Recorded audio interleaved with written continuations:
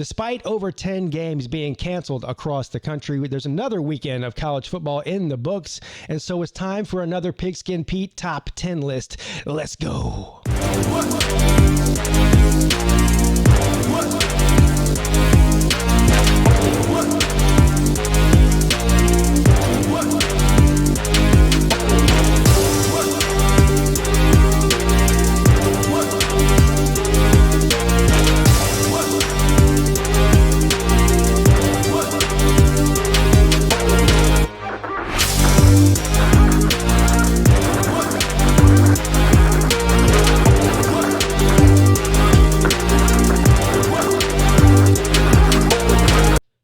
So typically by this time in the season, things start to iron out.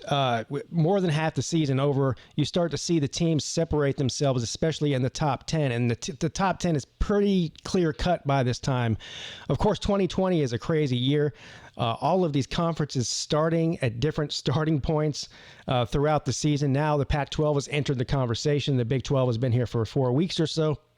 A bunch of games canceled last week. You won't see a whole lot of movement in my list in the top 5 or even 6 probably, just because of the way things fell. Some games were canceled, some bye weeks in there.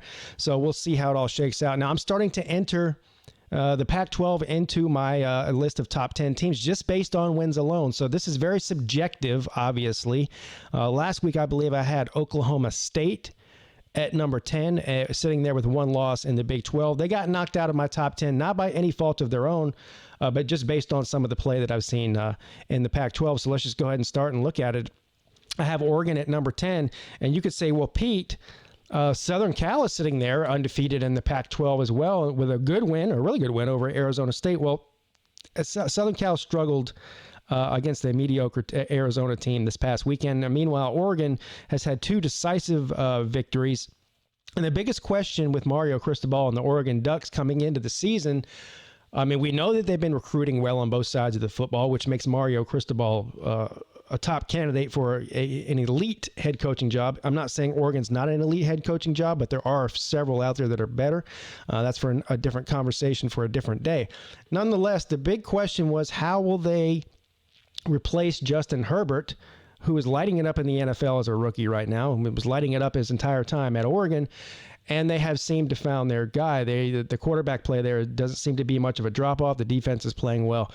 Oregon is sitting there at 2-0. Oregon, in my opinion, and I could be wrong here because there's at least 2 other teams in the Pac-12 that would argue with this point that I'm about to make. I think Oregon is really the last hope, the only hope, for a legitimate chance at contending in the playoffs.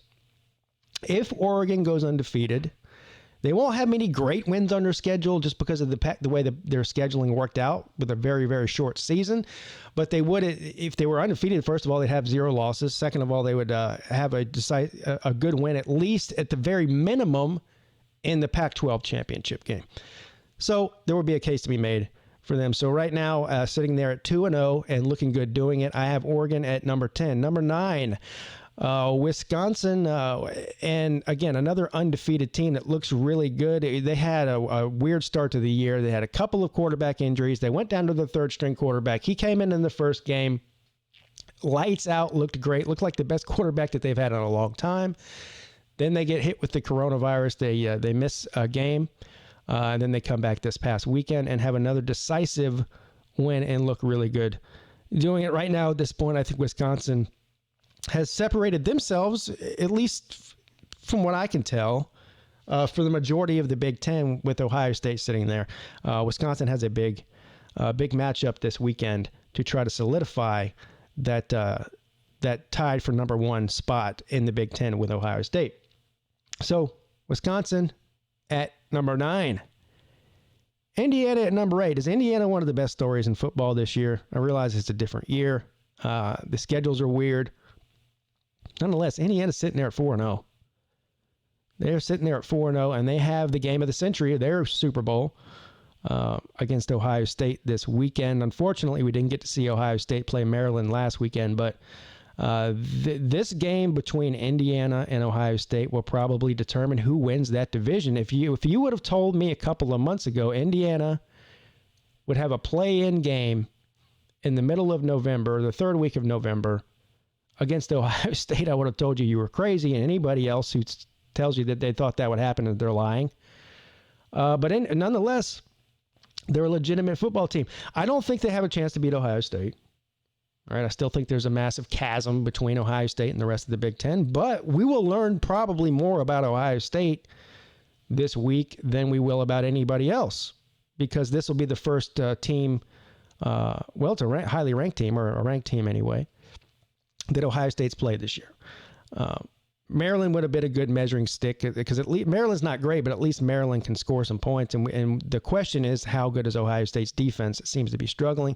I think we'll learn a lot about that this weekend. So a great matchup this weekend between Indiana and Ohio State. I have Indiana at number 8. Let's look at number 7, Cincinnati. Cincinnati's holding steady at 7. I don't really see a path, unless one of these teams, it's inevitable, one of these teams ahead of Cincinnati will lose. It's hard for me to move Cincinnati up in the polls each week. They continue to win. They continue to win big and look good doing it. Still, scheduling is a problem. It's not their fault, but it is what it is. And so I think they're a legit top 10 team. I'm just not convinced that they're a legitimate top 5 or 4 team. And there's really no way to know whether they are or they aren't until they play one of those teams. I just don't see it happening. So as of right now, I'm giving as much respect to Cincinnati as I possibly can. They look great. I can't justify just moving them into the top 4 because they're undefeated at this point just based on their schedule alone. So Cincinnati holding tough at number 7. Let's look at number 6. Florida, man. Not Florida, man. Florida. Man. Man, Florida. Defensively, still some issues. Offensively, is this the best offense in the country?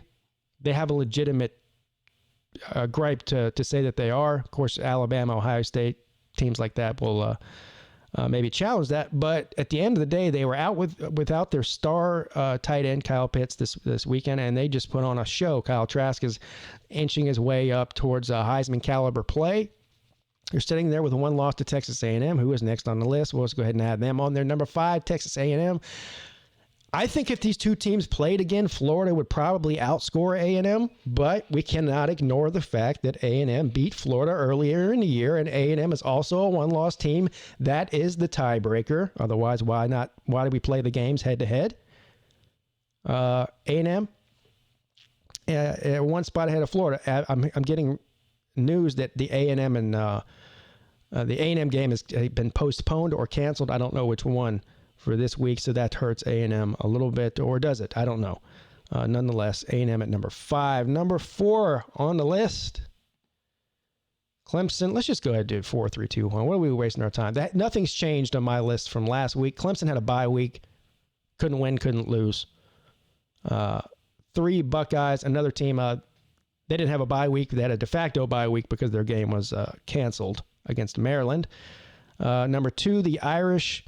And number 1, Alabama. I actually thought about putting the Irish at number 1 ahead of Alabama. Again, another game that was canceled. Alabama didn't get to play against LSU this weekend. I'm not sure how much we would have learned about Alabama by them beating the brakes off of LSU, because there's been several teams that have beat the brakes off of LSU this year. The only thing that would have mattered is if LSU beat Alabama or kept it close. Maybe I would have justified dropping Bama to number 2. And again, the Irish, Boston College is not world beaters or anything, but there was a lot of speculation going into the game.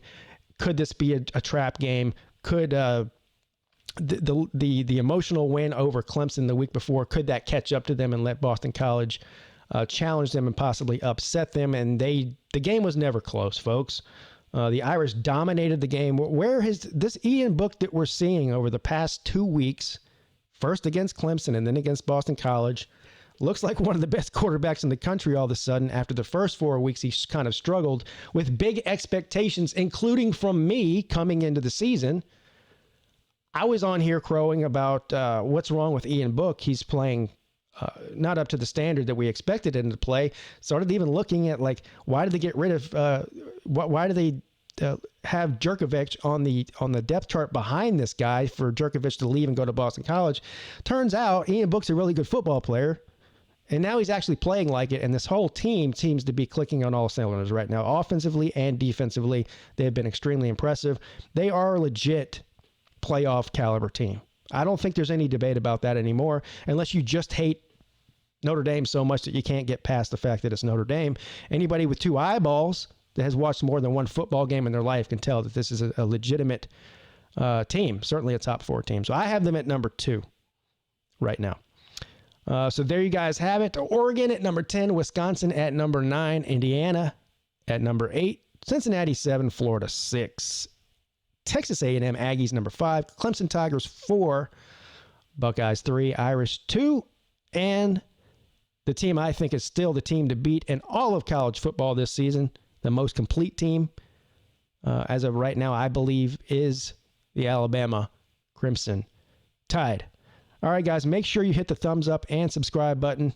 I do these college football and live stream videos year-round. There is no off-season for Pigskin Pete. If you're new here, make sure you stick around. Leave your comments below about my top 10 list. I always like reading those. I will see you soon. Pigskin Pete is checking out.